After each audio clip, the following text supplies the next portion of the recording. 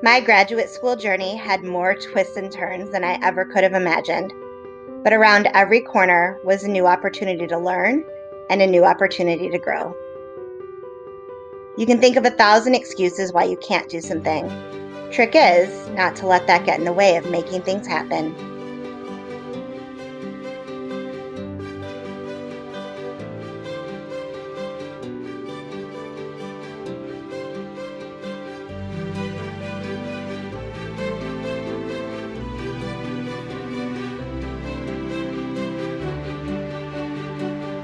The desert was inspiring, hot, cold, terrifying, and yet the biggest lesson that I was able to take away was that so much growth happens when we step outside of our comfort zones.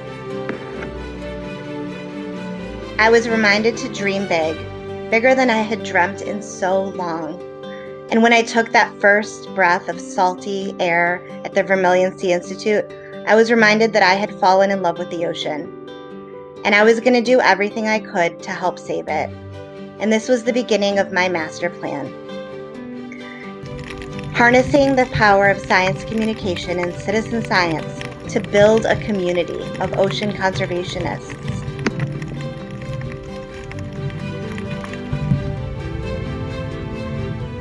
My first Earth expeditions with Project Dragonfly was perfect. I learned the true meaning of community. It didn't necessarily have to be the people in my neighborhood or the people I worked with, but it was a group of like-minded individuals who were all working towards a common goal. In this case, conservation, sustainability, and just working towards a better planet. Before I knew it, I was off on my second Earth expedition. I was headed to Borneo. Before I joined my classmates, I decided to do some coral reef restoration and carbon offsetting at the Tropical Research and Conservation Center on Pom Pom Island.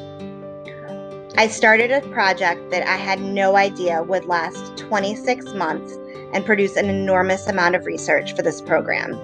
I'm incredibly proud of the work that we did with the coastal cleanups at TRAC. I'll never forget my time there and how impactful it was on my program and the part of my Project Dragonfly journey. But before we knew it, it was time to head into the jungle. The Kinabatangan experience was crazy. There were a lot more snakes than I wanted to see, but other than that, I once again learned the value of community. Seeing people come together, working together, within such a remote and inspiring landscape was beyond my wildest dreams.